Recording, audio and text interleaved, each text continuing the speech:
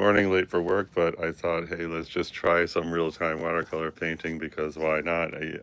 We have this portrait working as this photograph not going super excellent. I just asked my lovely daughter. This was the warm-up. It's even worse, but whatever. I asked my lovely daughter, is there a likeness? She says no.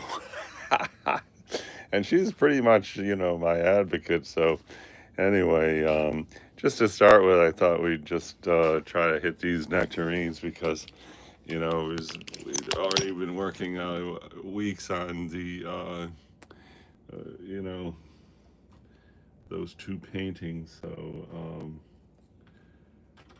it's time to get a new brush. I'm missing my number 4 and 6 treacle brush. I was thinking about maybe get a different brand of brush, but I don't know.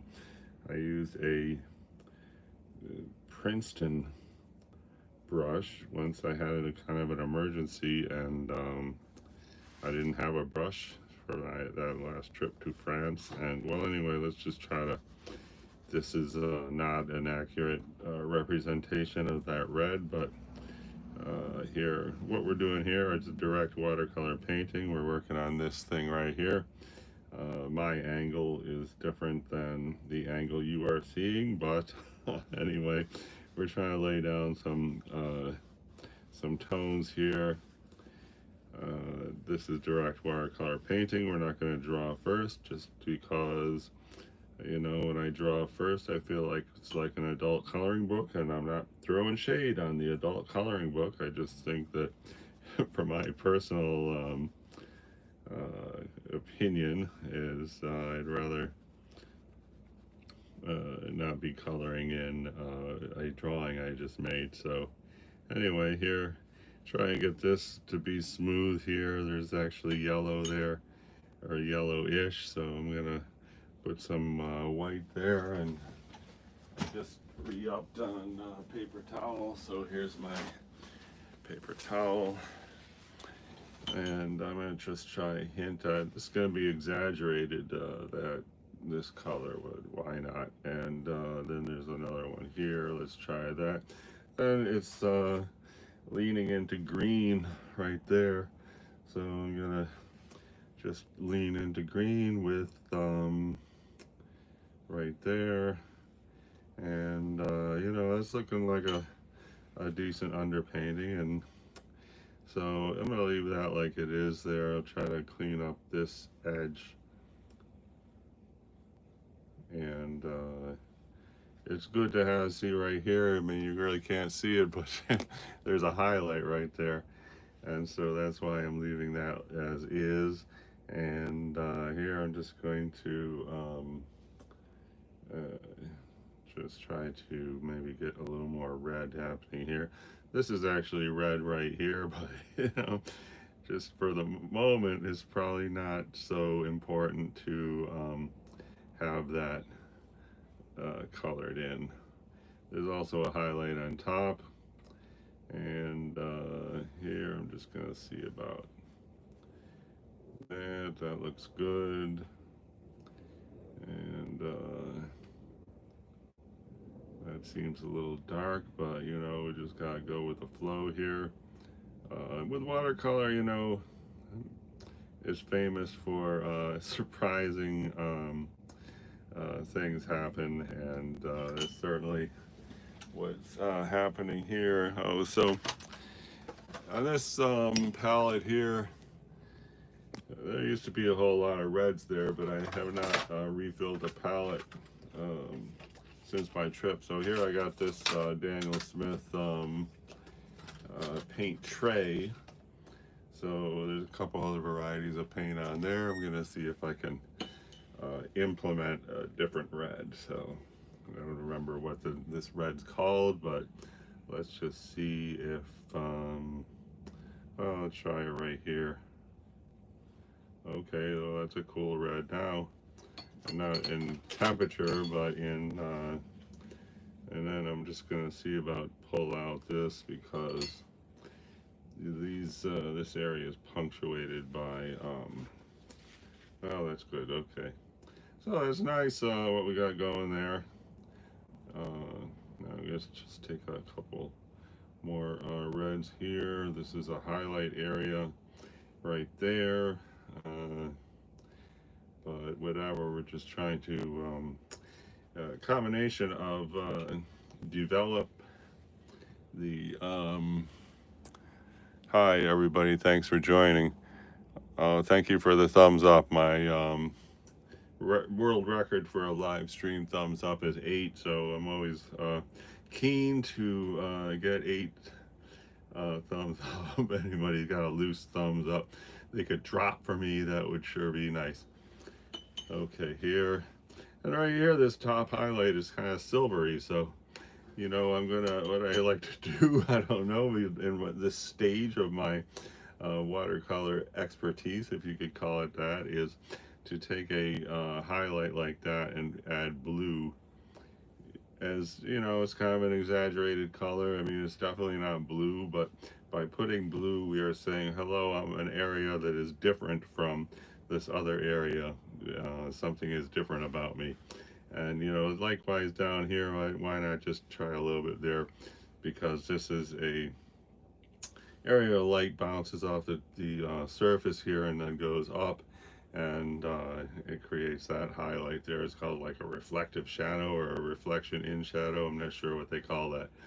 Okay, next, that's looking okay. Now I'm gonna just take some water and I'm gonna try to get a kind of a highlight thing here for this area right there. I guess I'll just do that. Okay, that is groovy. You know, it looks kind of flat right now, but as soon as we paint this, you know, little shadow thing, oh, I got paint in there. I wonder if that's paint. Oh yes, I got paint in there, now it's gone. Once we paint this little shadow hole in there, the combination of having this white here and the contrast here, hopefully we will achieve depth and it'll start looking like a spherical thing. Thank you for the other thumbs up. Like I just said, 8 is my live stream thumbs up record. I'm trying to beat that. And so anyone got a loose thumbs up they could drop for me, it sure is appreciated. Okay, at this point, okay, we got a great looking sphere. These are hard edges. I don't know if that's a good idea to have it in there, but this is Arches cotton paper, so basically even over the next hour or even days we can probably soften those hard edges if we decide that those hard edges are not desired. So what I like to do with a shadow, we're going to talk about this shadow here. Here I'm going to just put this light on. This is my single light source light, and so I'm going to turn off the overhead light, and we're just going to get a picture of what that might look like. And okay, that's like a million miles from what we're actually painting, but it could help to you know, understand, especially this shadow here. You know, having a single shadow is a lot better than having 25 shadows, because I'm using this draftsman's light, which looks like this, and you know, has like 100 LEDs, and so that is it makes a weird shadow, which is not really something that's going to translate well into you know, let's say that somebody actually wants to hang this on their wall. Anyway, I'm going to just zoom up slightly. Everything is in the picture, I hope so. Okay, so anyway, we're going to say this is the primary shadow. Why don't we do that? And how about we put that other thing in there? I don't know. Why not? Let's give it a shot. You know, we have been working on this and this. Maybe too much. I don't know. I mean, it's like over 5 hours each painting. And so today I just wanted to bust out and start something new. And should we paint that? Yes, why not? Let's try it. Okay, we already got this one. It's a great practice. Everything looks pretty good. I'm just going to start with the top, this top area. Like I said, I don't want to draw first. This would probably be an excellent subject for draw first, but it's just not my thing. So anyway, right here, there's a beautiful glowing negative space, and so now so I want to be sure we keep that. And here I'm going to exaggerate this color here with this kind of yellow. Just to, at this point, we just want to lay down. Excuse me, I feel like I'm going to sneeze here. Sorry. We just want to lay down, some color that we can work with as we go. So here we have a shadow. I'm going to just, for a weird idea, I'm going to go get a Payne's gray leaning heavy into blue, just to say very clearly this shadow is behind this as far as the finished thing goes. So here, and then there's a highlight right here, so I'm not going to put paint right there. Alright, so I've started that, and now I'm going to remove this paint right there because that's the limit of the shadow. I'm going to do it one more time because there's a little bit of blue here, which we don't want there. So now we got the limit of the shadow, and then in the back of the shadow, I'm sticking with blue, and then a new addition to my palette is white paint, which I have not really used white paint very much, but anyway, that's cool. I wanted to keep white in there, but it's gone now, whatever. Okay, here I'm going to sort of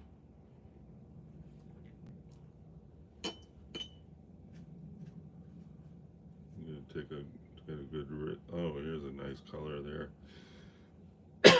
Pardon me.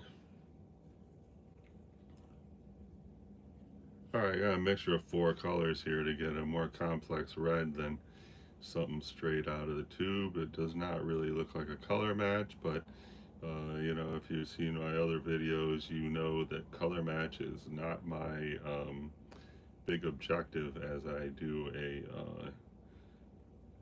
watercolor from life or any other painting. Now I'm going to take the same color but lean into yellow for this top edge, and that definitely is leaning into yellow. Looks good. Now you see little spots of green here. I'm going to take some little spots of green and try to say hello, I'm a little spot of green. There we go. Boom, boom, boom. Okay. There's some green here. Why don't we just we already did it once, but let's re-emphasize, and there's a little bit right there. And now these two are the same tone, which is very much, we don't want the same tone in 2 places on the painting. So there I'm going to try to, mute that one. This one here, I guess I'm going to just make it like that. And I'll leave it there for a minute, and then I want to just take the brush and lift off excess paint. It hasn't been a whole minute, but I'm just going to lift off some of that paint. And now with a rinsed and squished brush, I just want to soften this edge. So that's cool, I like that. Nice. Now back to this one here. There is yellowish, or yellow green there. So I'm gonna see if I can just hit that. This area here is exaggerated, but 2 things: watercolor dry is super light, and I'll put some right here too.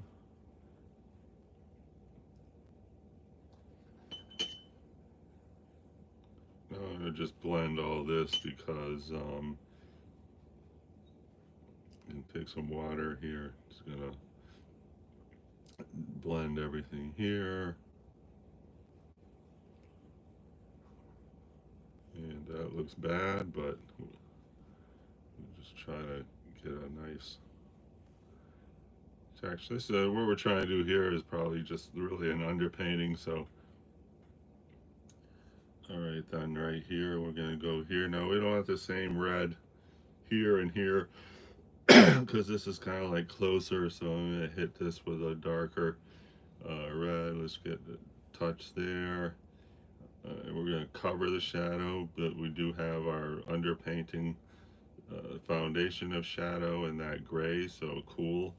And now let's just go out on a limb and do the, the western edge, if that's what it could be called. And that looks pretty good, and I don't like any lines in a watercolor painting, so let's blend this thing because it's looking like a line, which, is, to me, that's suspect. And then in here it's yellow, and then in there it's, so let's see about, I squish the water off the brush, so here I'm just trying to remove some of that excess paint. I'm gonna leave this like that, maybe not, let's see, I guess I'll just try. It's kind of that edge is kind of like a triangle shape. I think I'm gonna paint in that triangle shape, so leave a little highlight there, but say hi, I'm a triangle shape. All right, that looks really great. I think we've successfully completed our underpainting, and like I said, when we put in this, if we can choose colors which are going to look like they're going backwards, for example, this area is behind this area, so that's going to be the big challenge when we add the place where the stem was connected.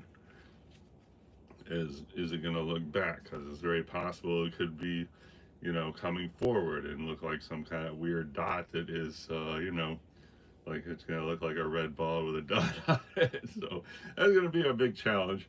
And boy, this is pretty good. My brush is damp, but this doesn't really have a color on it. And so I like this area, but I'm also think I'm just going to see about softening that hard edge right there. So I don't know if that's going to work. It's kind of dry. I think it's getting a little softer there. This should not make a nasty, weird texture of messed up paint because it's cotton paper. So I'm hoping that does not happen. I mean, if this was, XL paper or something, this thing would turn into a splotch of no fun. But this is orange is cotton, and hopefully that means we're gonna have good luck with the what do you call it? The way the paint is on there. Okay, well we were talking about having the shadow, and so once again turning off the overhead light. So this is, I guess that was the primary shadow. The other light is, like 100 bulbs of, it's called Drachma's light, and it's like L-shaped with 100 bulbs, and that's why there's like 15 different shadows there. But we're just gonna focus on these two shadows, I guess. And so why don't we, since we're talking underpainting here, why don't we work on the shadow? I'd like to point out that I'm very unhappy with the shadow of this. We did attempt to put blue cool gray back here and warm gray there, which I think is a start, but as I'm looking at this, I'm really thinking I'm going to have an echo of these colors in the shadow. There's always a highlight in shadow, even here. There's a highlight there. Let's to examine our shadow. See, there's a highlight right there, big highlight here. And so there's always a highlight in shadow, which is good to add because, it breaks up the shadow. You have a big thing this big of one color on a watercolor like this, it just kind of looks silly. And it looks flat is the key takeaway to having this giant single color. Anyway, so why don't we give it a shot for the shadow, and we are going to be mindful of cool color shadow in the back and warm in the front. And I think I'm just going to go one more or less look here. just to see this area that's right here, a very critical juncture. And I guess I'm going to start by, I'm going to put water here. I'm leaving a gap uh, right here with no paint on it. Okay, no water on it. And then this comes out here, and same thing over here. I'm leaving a gap with no paint there. So here, um, the reason I'm leaving a gap is because that highlight that we are creating at the bottom edge of the uh,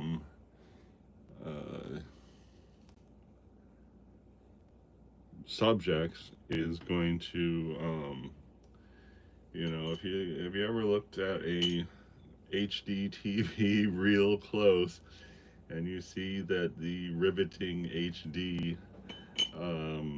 quality is due to this white gap they got, that surround everything. It's very small. I mean, it's like a 16th of an inch on a HD TV, but it just end right there.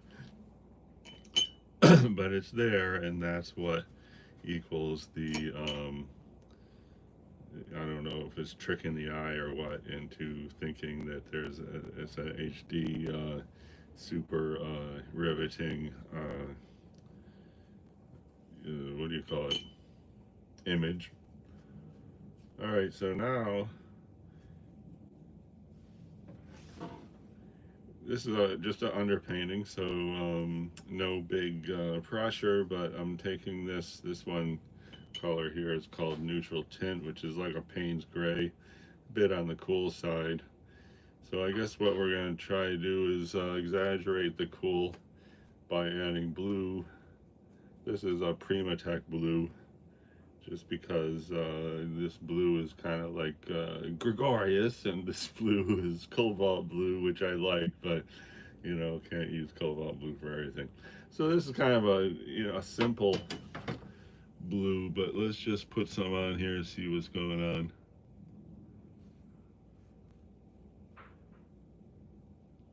And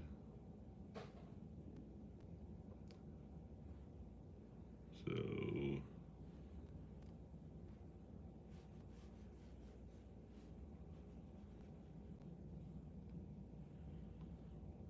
now I'm going to dilute and try to just sort of bring it out here.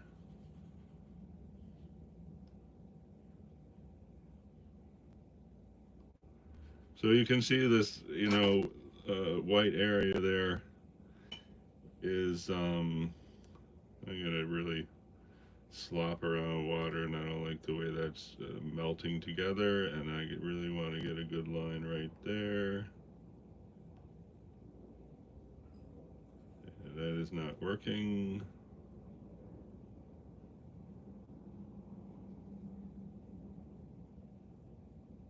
Okay, well maybe that's good. Now I'm taking a damp brush and I'm trying to clean up this edge. I squish the water out and trying to just get a straight edge right there. It's not working. Let's see. Alright, try to blot that, I guess, because it's a critical area right there. Now try again.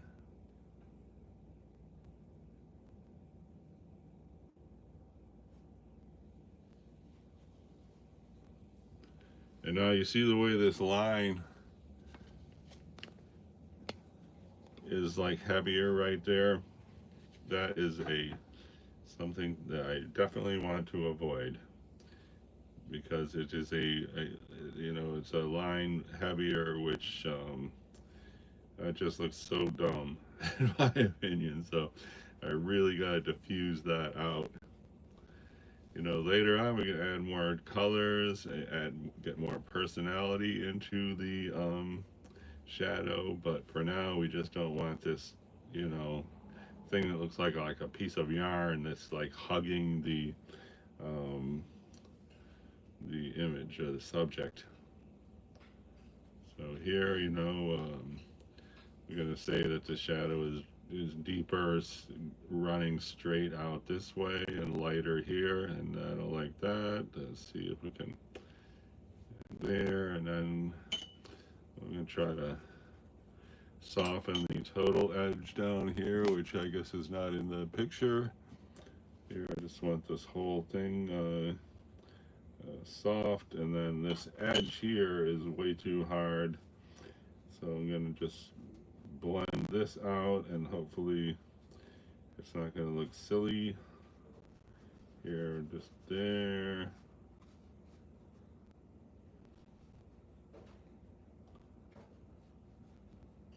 And now, while I have an edge there, I'm just taking regular, diluting more. And this looks silly too, but gotta stop somewhere. I'm just gonna take some random things in here. And just take this dry brush. If that's gonna help us or hurt us.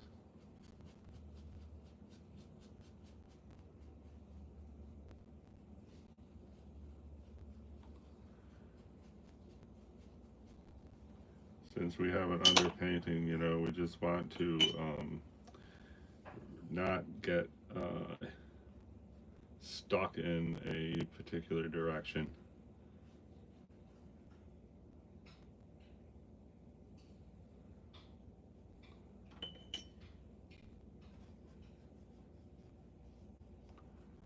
And here I'm just trying to make this disappear into and there's a hint of, at some point I'm sure we're going to try to get a background color up here. I have no idea what that might become, or, what color to use. Oftentimes I use a, it's better to have a cool color back there. Okay, that looks pretty bad, so let's see if we can. Alright, okay.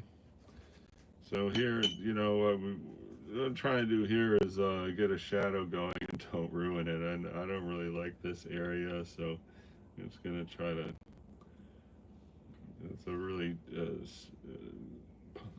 important area. Yeah.